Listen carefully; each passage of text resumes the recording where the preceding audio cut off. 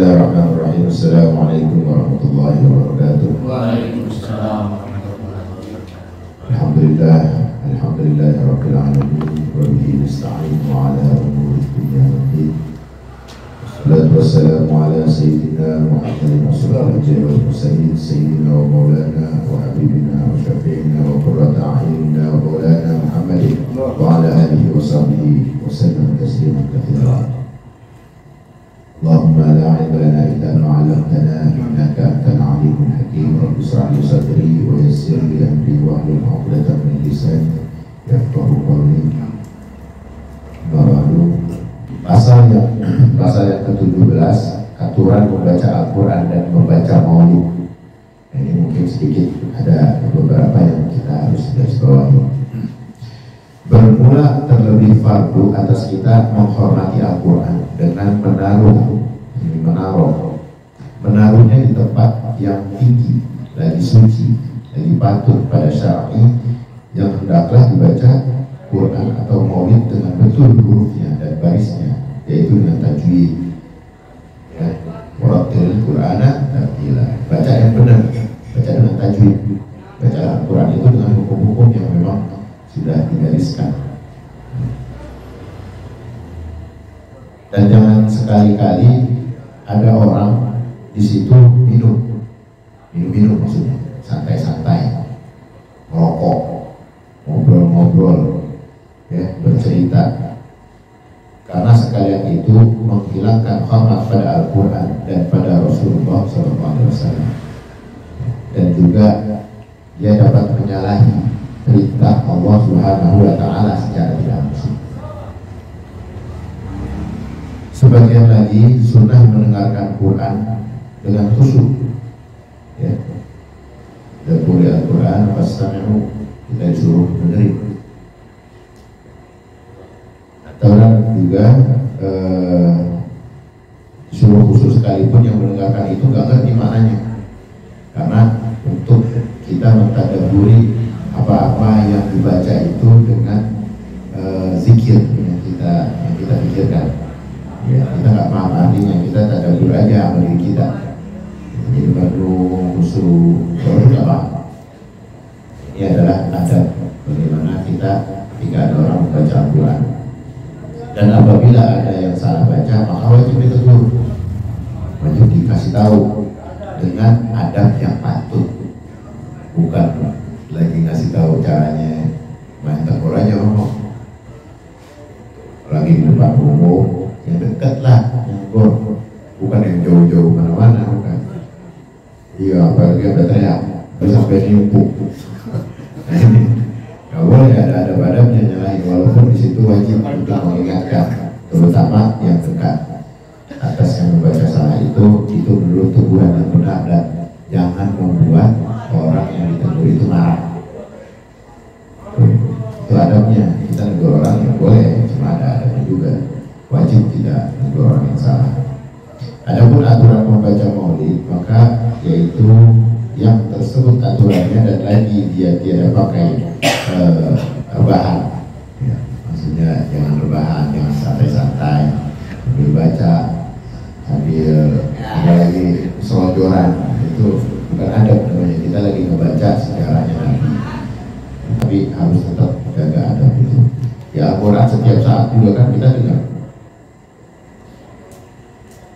tiada tertenggah, ya.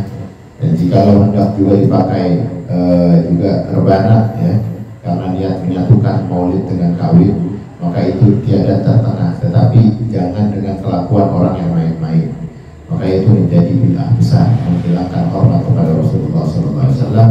Dan jangan sekali-kali baca Maulid di tempat yang ada mainan haramnya.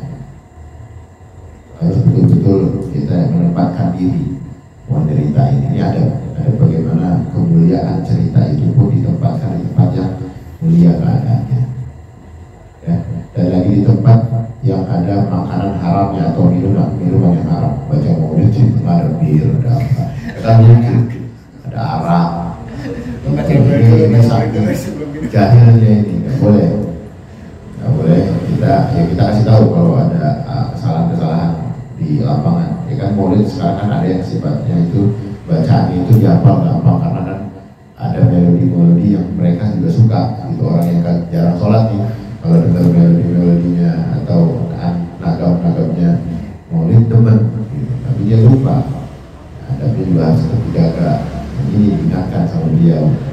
Rupanya hal ini juga terjadi zaman beliau ini, ya juga mengarang ini. Karena lihat kan keadaan maulid yang kita baca, adanya lagi pada rebahan, pada qalil adab, ada adabnya kepada apa yang dibaca.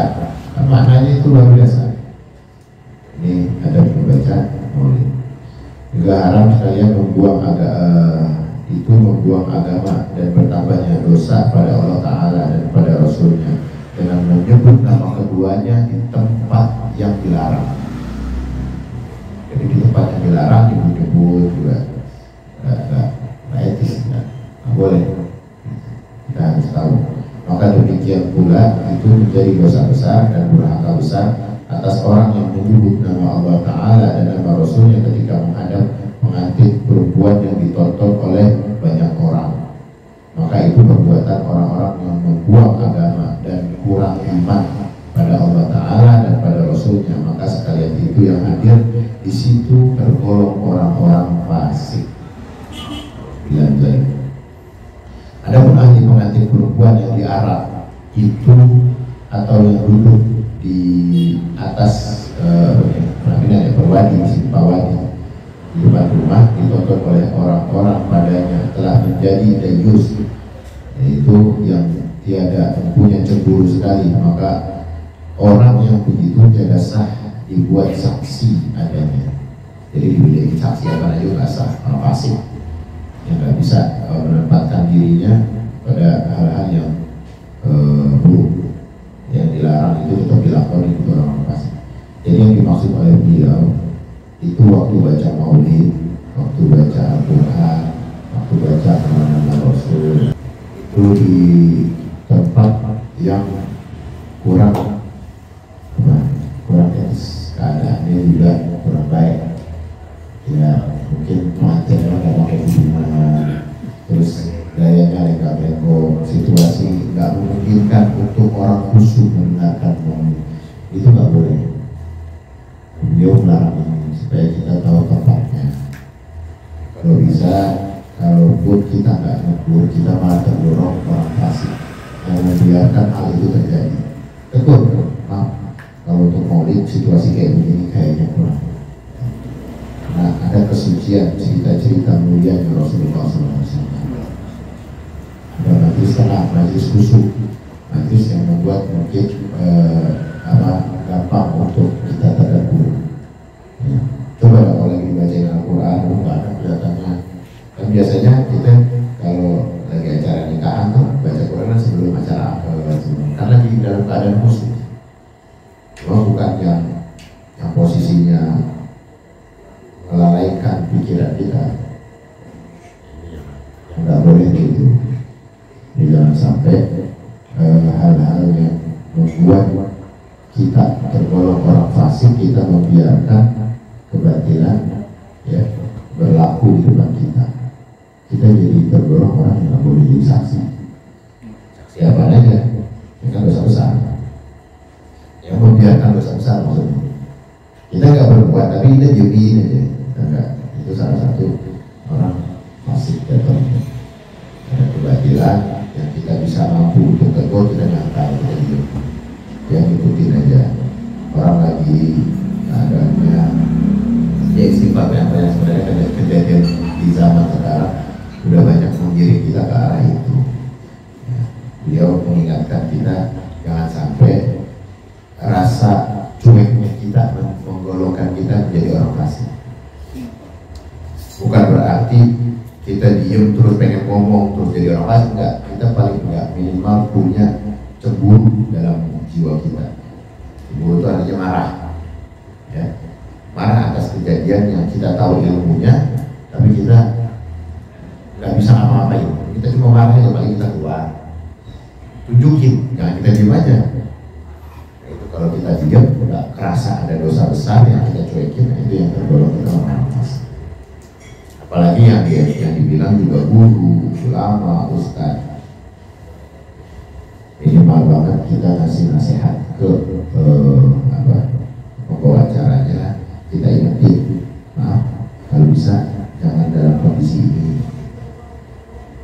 Habis ada di luar ada apa ya, tiba-tiba itu seksi di situ, yang kalau pakai kurungan. Emang sih fenomena zaman sekarang ini sulit kita untuk memisahkan. Kadang-kadang kalau lagi acara di gedung kan, gedung dengan bironya, kita nggak bisa lari mana-mana. Inilah sulitnya zaman akhir. Kita ingin menjaga kemuliaan Al-Quran, kita ingin menjaga akhlak-akhlak adab yang beliau titipkan kepada kita ini. Rupanya emang betul-betul seperti kita menggambar api. Zaman akhir ini megang agama seperti menggambar api. Mudah-mudahan sih untuk kita, ya kita kan akan melalui masa-masa ini, masa-masa itu di depan kita. Ya besok ada juga yang namanya pernikahan, siapa yang mau melamar anak kita, tetangga kita, lihat jadwal program keadaannya gimana, program-program yang akan dilakukan di walimahan, di acara-acara hiburan, ya acara dangdutan, mulai pakai baca Quran, baca apa, itu biduan-biduannya pada agak untuk aurat. Ini kan lebih ini yang beliau anggap ini namanya istihza, main-main agama. Hati-hati, kita kalau kagak detail-detail banget ngasih tahu ini, ya maaf aja, kita orang jahil. Setelah ini kita beritahu ya orang-orang atau keluarga kita atau kerabat kita, bahkan tetangga kita yang lagi ngadain acara, kita nasihatin baik-baik, nasihatin dengan cara yang baik. Kalau dibilang kebiasaan, ini kebiasaan yang jelek, ini nggak boleh. Nggak enak kalau nggak baca Al-Quran dulu, nggak enak mau pakai dangdutan, sekarang nggak enak kalau usah dangdutan sekalian, udah gitu. Karena itu bukan adabnya. Berarti pakai acara yang kalau orang sekarang itu melihat ya toleransi lah, gitu kan? Toleransi, atas nama toleransi akhirnya kita kejebak. Ada bir, ada apa, kita pakai baca maulid, sholawatan, judul-judul. Padahal beliau ini udah nikah 30 hari. Kita akhirnya terjebak oleh situasi, keadaan dengan atas nama toleransi. Itu bukan toleransi, jadi tolong gitu. Pasal yang ke-18, ada kelakuan orang yang menikahkan orang. Jadi insya Allah kita bahas kemudian ya, kita lanjut di ta'lim.